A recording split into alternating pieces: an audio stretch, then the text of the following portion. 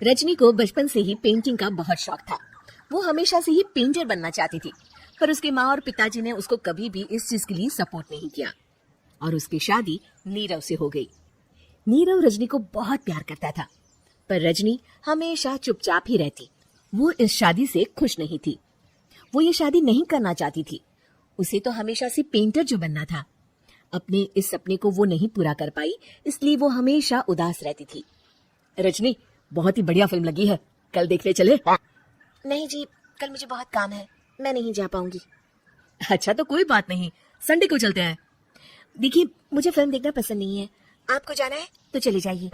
नीरव को मना करके रजनी वहां से चली जाती है और अपने बैग को खोलकर उसमें बंद पड़े ब्रश और कलर्स को देखकर रोने लगती है। रजनी, चलो ना कहीं बाहर खाने चलते हैं, कुछ तुम्हारी पसंद का। जी, मुझे नहीं जाना, मेरी तबीयत ठीक नहीं है। रजनी वहां से चली जाती है। नीरव को समझ नहीं आता कि रजनी उससे इतना दूर क्यों रहती है। वो जब भी उसके साथ वक्त बिताना चाहता है, रजनी कोई ना कोई बहाना बना देती है। एक दिन घर पर कोई नहीं था। रजनी घर का सारा काम जल्दी से खत्म कर लेती है। घर पर अकेले होने के कारण वो सोचती है कि वो आज पेंटिंग करेगी। वो अपने कमरे में जाकर पेंट ब्रशेस और कलर्स निकालकर जैसे ही कलर मिक्स कर रही होती है कि दरवाजे पर बेल बज जाती है। अब कौन आ गया इस वक्त? इतनी मुश्किल से तो मुझे पेंट करने का मौका मिला है। रजनी दरवाजा खोलती है तो उसकी सास अपनी सहेलियों के साथ खड़ी होती है और सब घर के अंदर आ जाते हैं। अरे बहू, सबको शरबत बनाकर पिला दे, बाहर तो बड़ी गर्मी है। जी। रजनी पेंट ना कर पाने से उदास हो जाती है। उसे गुस्सा भी आ रहा होता है कि उसने इस शादी के लिए हाँ क्यों कह दी। वो रसोई में जा रही होती है कि उसकी सास उसे रोकती है। बहू, सबके खाने का भी इंतजाम कर लेना, आज का लंच तो ये सब यही करेगी। हाँ। रजनी बिना कुछ कहे रसोई में चली जाती है। सबके लिए खाना बनाती है। सब खाना खाते हैं और रजनी घड़ी देखती है कि ये सब कब जाएंगे ताकि वो अपनी पेंटिंग कर सके। जब शाम होती है तब सब चले जाते हैं अपने घर। अरे बहू, सब तेरे खाने की तो बहुत तारीफ कर रहे थे, सबको बहुत अच्छा लगा खाना। आपको मुझे सुबह बताना चाहिए था ना कि आपकी सहेली आ रही है। पता भी है कितना वक्त लगा सारा खाना बनाने में। अरे बहू, तू ऐसे कैसे बात कर रही है मुझसे? तो और कैसे बात करूं? मैं इस घर की कोई नौकरानी नहीं हूं कि इतना काम करूंगी। रजनी अपने कमरे में जाकर दरवाजा बंद कर लेती है। शाम को जब नीरव आता है तो उसकी माँ उसे पूरी घटना के बारे में बताती है। क्या रजनी ने आपसे इस तरह बात की माँ? हाँ, और पता नहीं उसे क्या हो गया है, शाम से बाहर भी नहीं आई है। मैंने तो कई बार आवाज दी, खाना भी नहीं खाया उसने। तू ही बात करके देख ले बेटा। नीरव अपने कमरे का दरवाजा खटखटाता है। रजनी, दरवाजा खोलो, मैं हूँ। रजनी दरवाजा खोलती है और फिर वापस जाकर अपने बिस्तर पर लेट जाती है। रजनी, माँ से बात करने का ये क्या तरीका है? मैंने कोई गलत बात नहीं की है। अरे तुम क्यों ऐसे बर्ताव कर रही हो सबके साथ?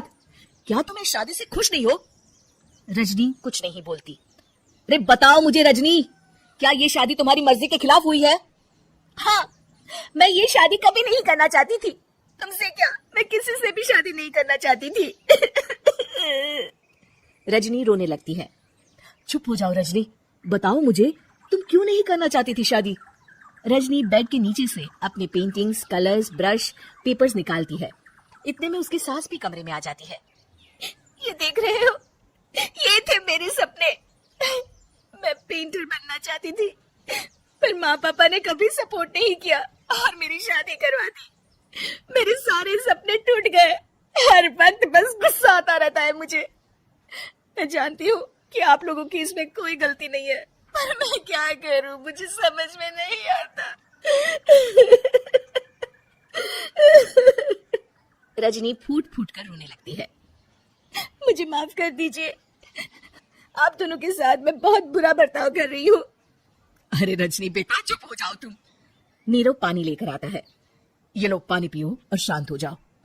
रजनी पानी पीती है और उसके सास पेंटिंग्स देख रही होती है। अरे नीरव, हमें तो पता ही नहीं था कि हमारी बहू कलाकार है। अरे कितनी अच्छी पेंटिंग्स बनाई है, देखो तो। ये वाली तो मैं अपने कमरे में ले जाऊंगी। आपको ये पेंटिंग्स अच्छी लगी? अच्छी नहीं, बहुत अच्छी लगी। और तुमने हमें बताया क्यों नहीं? तुम जब चाहे पेंटिंग कर सकती हो रजनी। हम तुम्हारे सपनों को पूरा करने में तुम्हारा पूरा साथ देंगे। हाँ बेटा, हम कला की कद्र करते हैं।